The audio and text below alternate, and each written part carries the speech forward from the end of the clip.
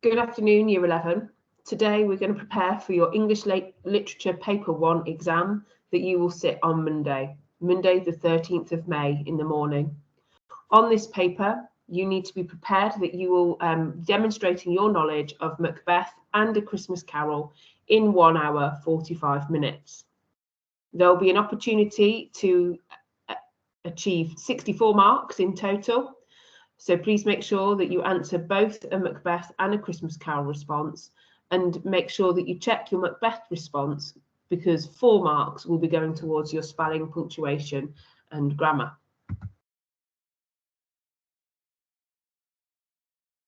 The front of the exam paper you have seen before. You can see that there are instructions and information. You are advised to read that briefly before you start the exam. Then you can see the contents page on the other side. On the contents page, you can see all the texts that people have studied all over the country. We have only studied 2 of those texts, and you only need to answer questions for those 2 texts. So in section A, you would highlight or make sure that you're going to turn to only the Macbeth question. Do not answer any other question. And then for section B, you need to make sure that you highlight or only turn to the A Christmas Carol question and only the A Christmas Carol question. Under no circumstance do you need to answer anything about a text that you haven't studied. Please only answer Macbeth and A Christmas Carol.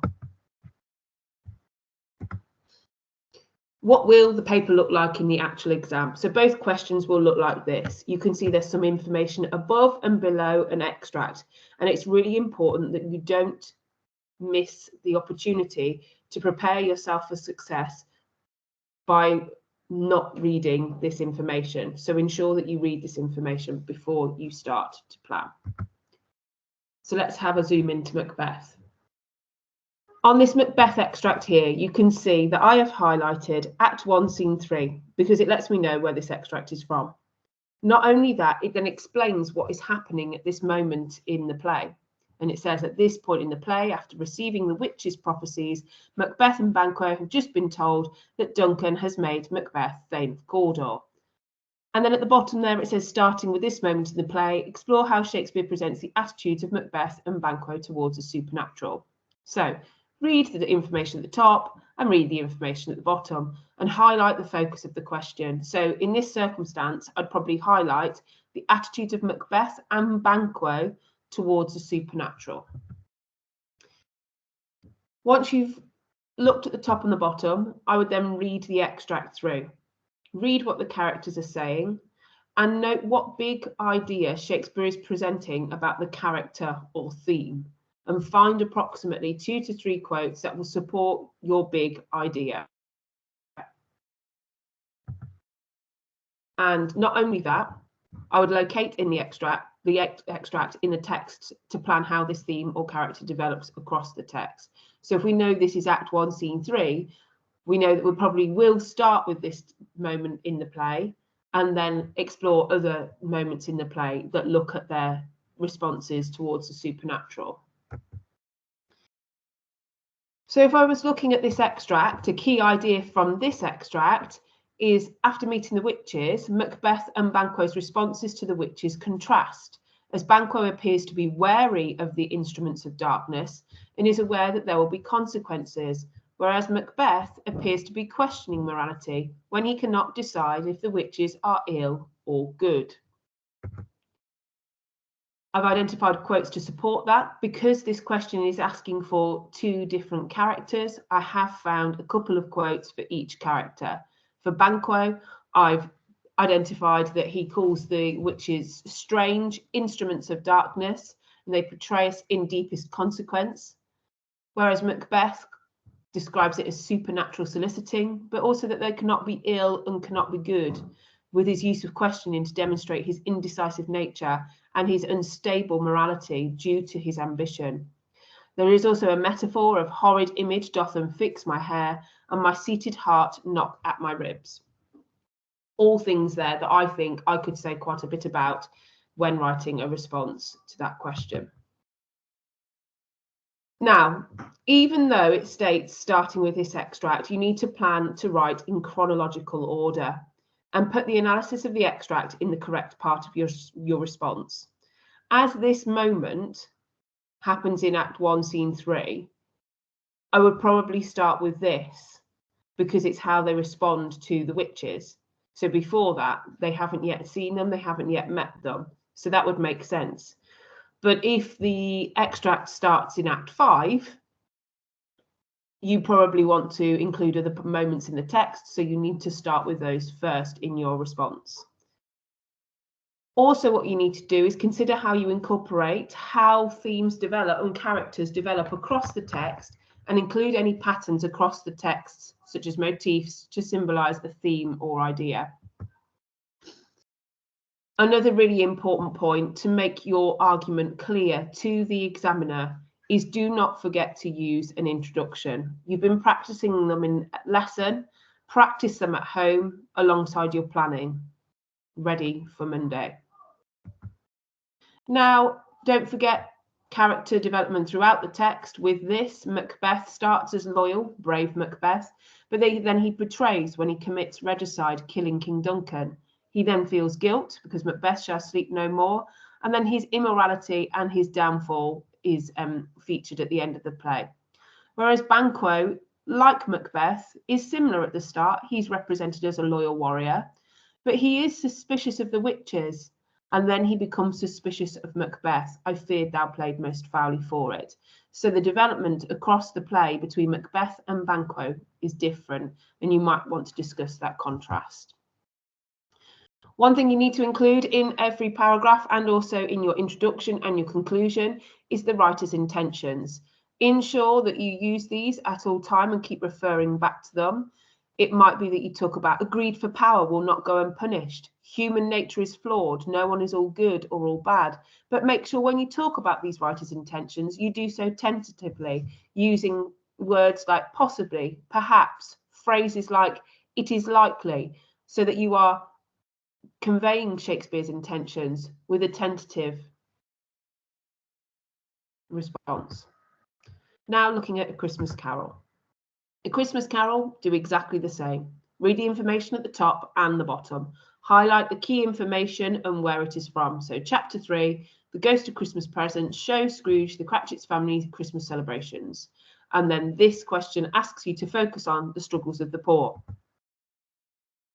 Read the extract and know what Dickens is presenting about the character or theme, and find exactly, or approximately, 2 to 3 quotes that you will use to support your idea for the what. And also locate the extract in the text to plan how this theme or character develops across the text. So my key ideas from this extract would be that whilst the Cratchits are a large family, they do not dwell on their poverty, as nobody comments on the small pudding. And maybe that's demonstrating to us there that the poor struggle to feed their families. The Cratchits appear to value family, drawing round the hearth, Christmas and God. Tiny Tim has a withered little hand, and Bob wishes to keep him by his side, provides a contrast to the dehumanising decrease of a surplus population. Tiny Tim maybe serves as a symbolic reminder that many of the poor lose their lives due to the ignorance and want of others. A quote from this extract might be that to demonstrate the struggles of the poor, that I might look at the family display of glass, 2 tumblers and a custard cup without a handle. It demonstrates their limited display of glass. It's almost slightly comical, the fact that it says family display of glass, closely followed by 2 tumblers and a custard cup without a handle, is the comical touch. But be careful there, it's only slightly.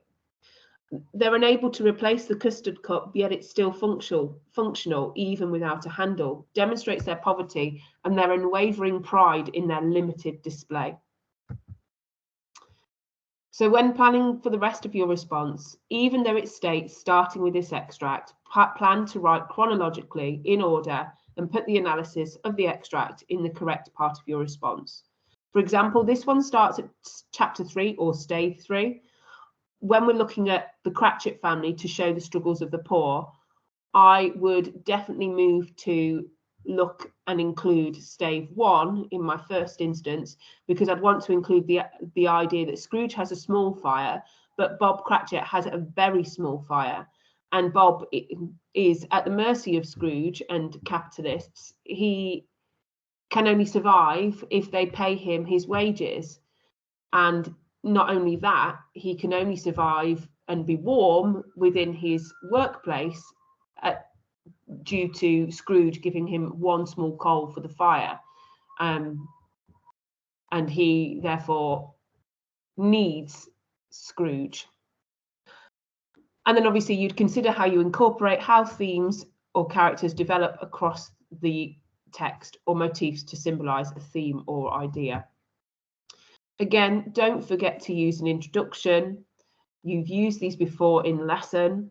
It's really important that you set out your stall and demonstrate your argument to the examiner. And a way to do that would be to include a clear introduction.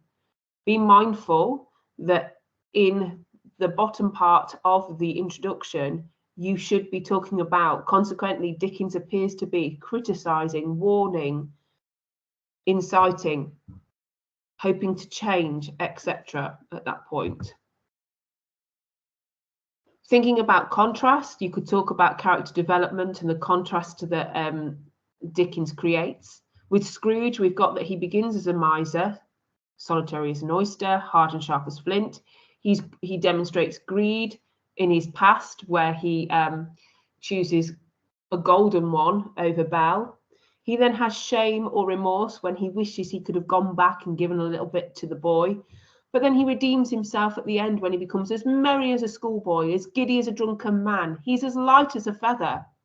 Whereas Tiny Tim at the start is vulnerable. He's vulnerable with his withered hand. But he's an inspiration. Even when he's dead, the family are so happy that they were to know him. And Bob, through sorrow, finds happiness. But Tiny Tim has the capability to make Scrooge transform. He himself becomes part of Scrooge's life, and Tiny Tim builds a relationship with Scrooge where Scrooge is now a second father to him. So the contrast there is interesting, that you might want to track that through your response. Don't forget your writer's intentions are going to be super important to include in your responses. Again, you don't know Dickens, similar to you don't know Shakespeare. So we have to be tentative with our responses here. It might be that perhaps Dickens has written A Christmas Carol to reduce the extreme divide between the upper class and the destitute lower class. It might be to use the spirit of Christmas to promote the idea of year-round generosity. I'd recommend you learn these if you haven't already, and make sure that you test yourself on these in preparation for Monday. We wish you the best of luck. Thank you.